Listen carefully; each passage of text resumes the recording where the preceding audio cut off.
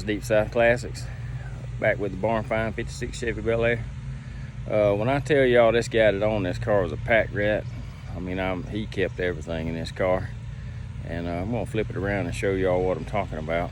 And it's in case y'all can't tell, I'm already super sweaty. It's another super hot sunny day in the south, so here we go. I mean, there's like a chunk for a rear end right here. I have no idea what it's for. I know I showed that on the video when we were at the auction, but I mean, there's a lot of junk in here. I don't even know. I got to get all this junk cleaned out. But there's a starter. I've just now spotted this 3-speed manual transmission right here. I hadn't even seen it. That's crazy. I haven't even seen it till right now, honestly, when I started videoing. But then Saturday, I know I pointed out this 4-speed transmission laying here on top of the engine.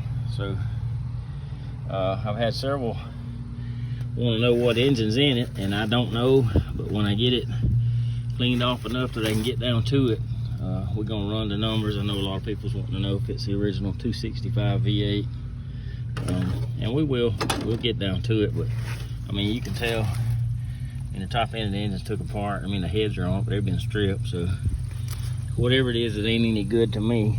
I mean, except maybe a rebuildable core, but that'd be about it. And I bought the 64 Chevy C10 because it's got a 327 in it that's supposed to be good. As you can see, I'm sort of halfway in the process of unloading it. I'm gonna have to wait till my son gets home with his 4-wheel drive and help me out, because the rear end is locked up and not rolling. Anyway, so we kind of stuck at the moment, but we'll get back on it and get it. But that was the plan, is to snatch that engine out to go in this car, hopefully, even, you know, freshen it up, maybe throw a cam in it. But anyway, but I know this 4-speed that's in here, you can see it's definitely weathered looking. Long as it's been sitting here, have to be gone through. But you know, shifter's froze up on it, but I'm sure it can be got working. I'm going to get it out, clean it up, and see what we got there too. I don't know if it's a Saginaw or what it is. I mean, I've had several cars with 4-speeds, but I'm not a transmission guru, so I don't know what they are just by looking at them. I mean, I know it's a 4-speed, but and it's just, you know, a GM, but that's about all I can tell you. So anyway, we're gonna open the doors up on this thing, air it out. There is a huge rat that's going from inside the car to back inside the trunk.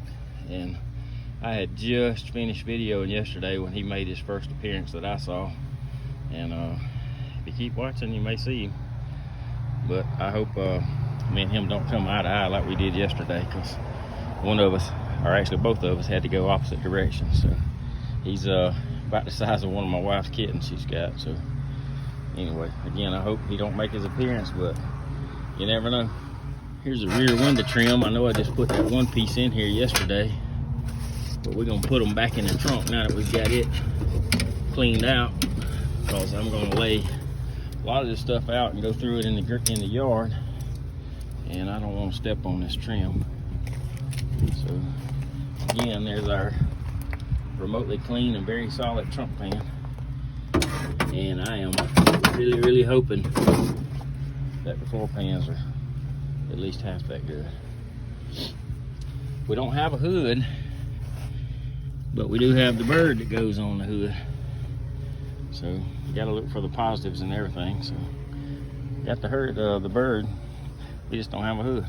Some of this trim, I mean, it may go on this car. I think this piece probably does, but I'm just gonna have to lay it all out, see what's missing and see what we got. There's several pieces laying in this front seat, but the main thing is I want to get all this weight off the seats, because I believe they're still in pretty decent shape, and I would love to get all this junk off.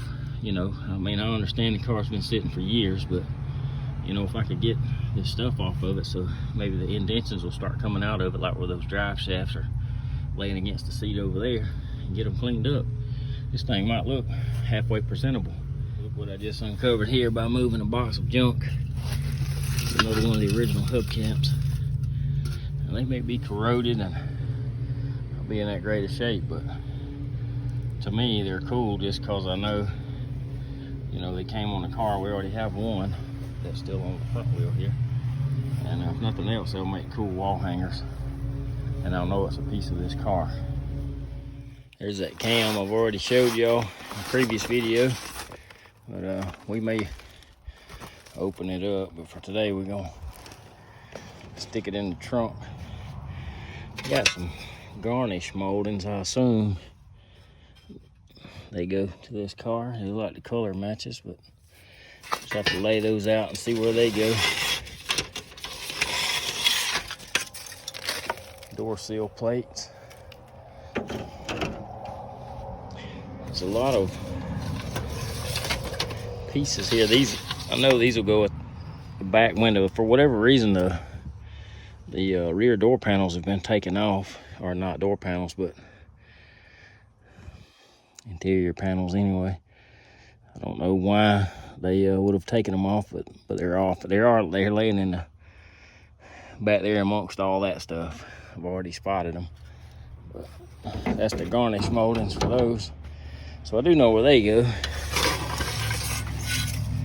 Some of these other pieces we'll just have to figure it out as we go. Okay, nobody called me a dummy. Just figured out where they go. This is only my second Tri-5, and I've actually, you know, never been able to keep one. This one I do plan to keep, if at all possible.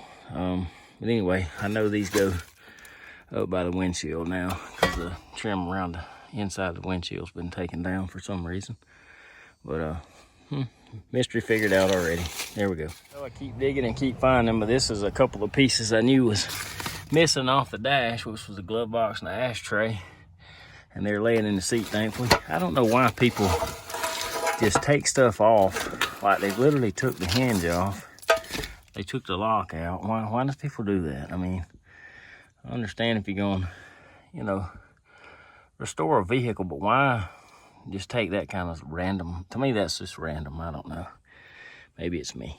But at least we have them. They're the original colors. On my 57, if any of you remember it, I didn't have those pieces. Again, they had been taken out, and I had to buy those, and they didn't match. But we never got to put that car that far together anyway, so it didn't really matter, but at least I had them. But at least we have these, and they do match. What I was talking about earlier, people, I understand you're trying to keep parts for a vehicle. They put this drive shaft in here, but look at the indentation that's made in this seat. No telling how many years they've been laying in here, but it'll take forever if that ever comes out. And it might possibly, but it'll take it a long time. But we're gonna set these out to the side. I'm assuming they fit this car, but definitely not throwing them away. I don't throw away drive shafts or anything like that. I don't care what they're for, but we're gonna get them out of this car and get the pressure off of these seats anyway. This is the front bumper stuck in here. I don't know it's actually original to the car. I'm assuming it is, but it looks like to me, and I may be totally wrong here, y'all correct me if I am, but it looks like somebody had made they made brackets that bolted to the frame, get that bar going across. It looks like to me this car was probably flat toed at some point in time. That's what I kind of think anyway.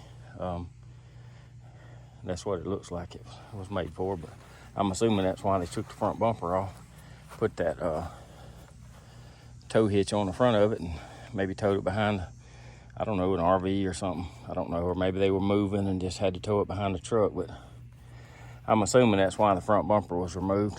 And like I said, it looks like the main portion of a flat tow hitch up there. Check out this sticker that's on the front bumper from May of 1971. It says Naval Ship Research and Development Laboratory, Panama City, Florida.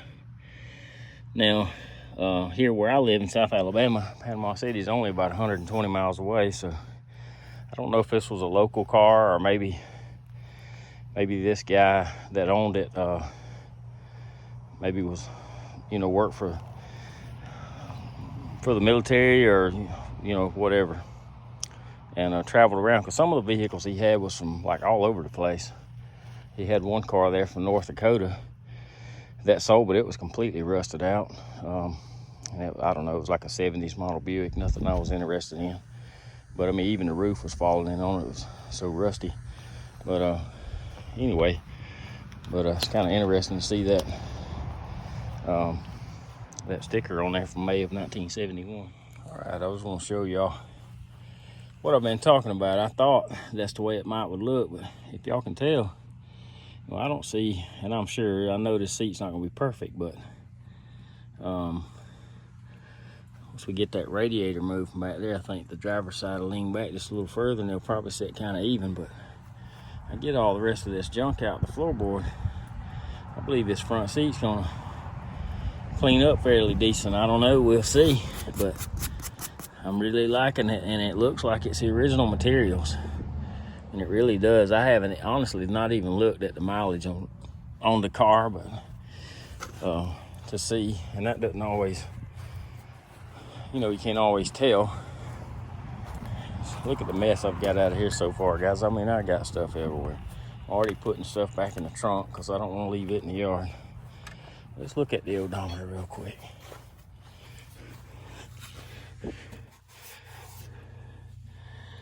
Showing 51,870. I don't know if y'all can see that or not.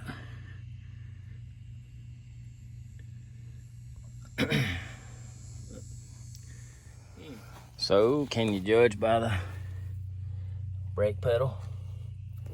Sorry about the fingers in the way, guys. I'm gonna have to get used to using a tripod.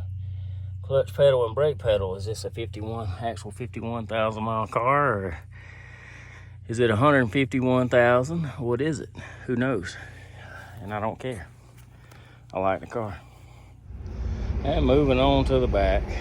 I gotta get the rest out of the front, but it's getting really hot out here. We got starters. I don't know if the guy liked collecting starters. I don't know what he liked. And apparently he liked keeping the old ice trays. More junk to have to dispose of.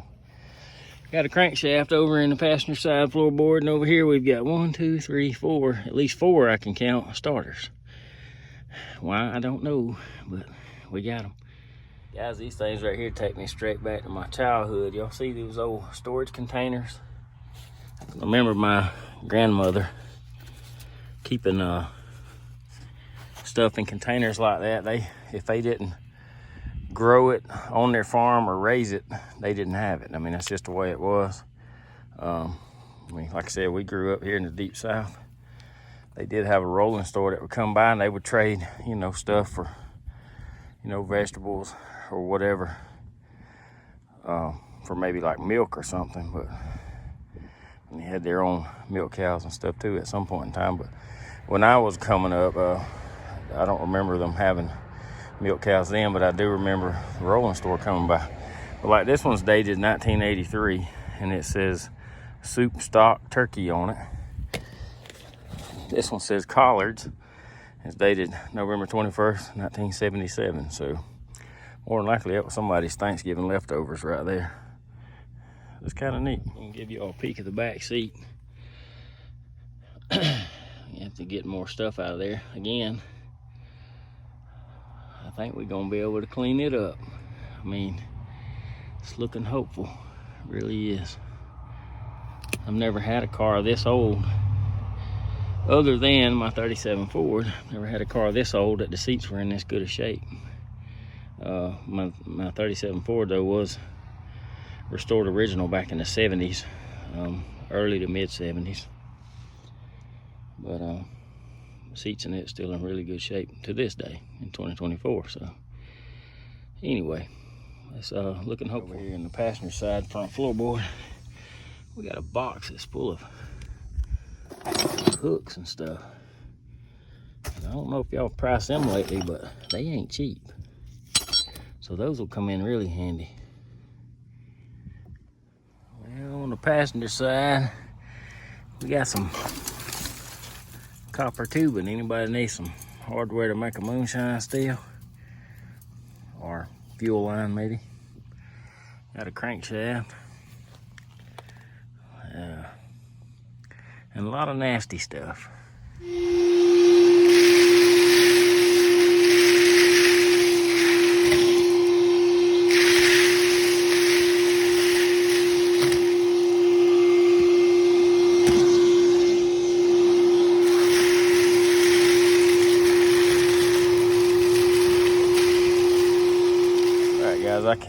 can't stand it any longer. I had to go in the house and cool off for a little bit, but I got me some soapy water while I was in there. I'm gonna spray it on this seat and just wipe it down with an old t-shirt, just see how it'll do. But I still got a lot to get out of the floorboards.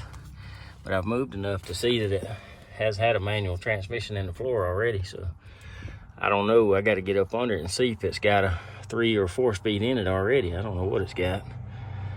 Somebody may have converted it, or I just don't know. But anyway, I'm gonna spray this seat down with a little soapy water and wipe it down, and I'll show you what it looks like.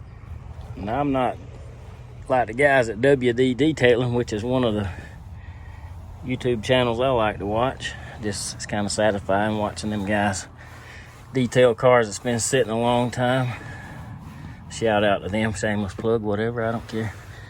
But anyway, I doubt they'll ever see it. They have over 1 million subscribers. But anyway, I'm not them, but somebody's got some tips on how to clean these seats a little better, like what products to use without damaging the materials. I'm definitely open to suggestions, so put it down in the comments.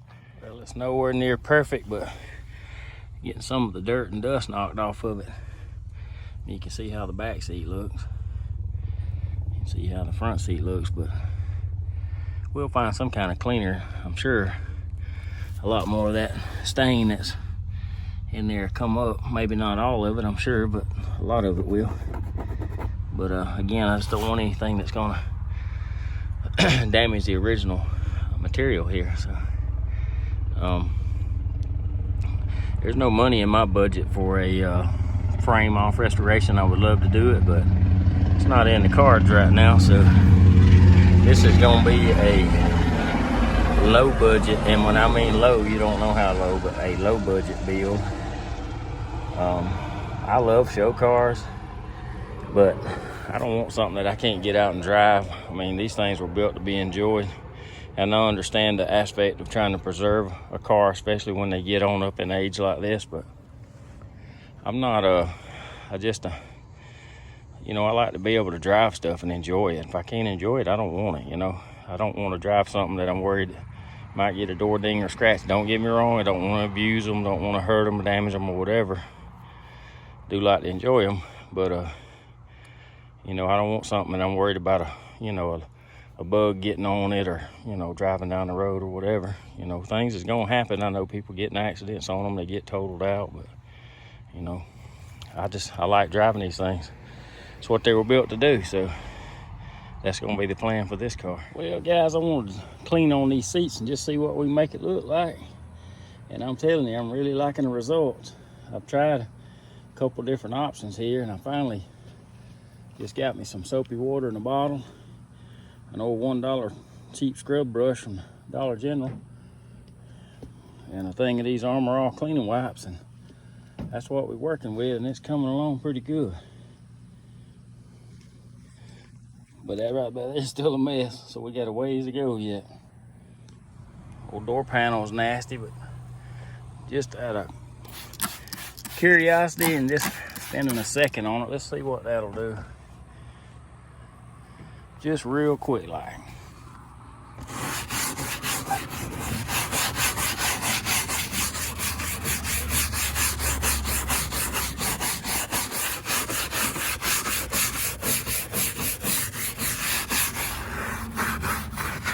Man, look at that.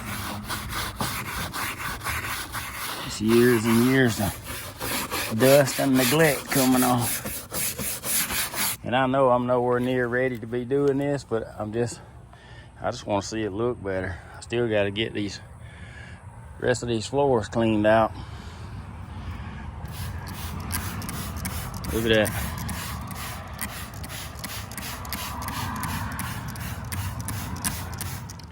Done half the door panel just real super quick like, just so y'all can see.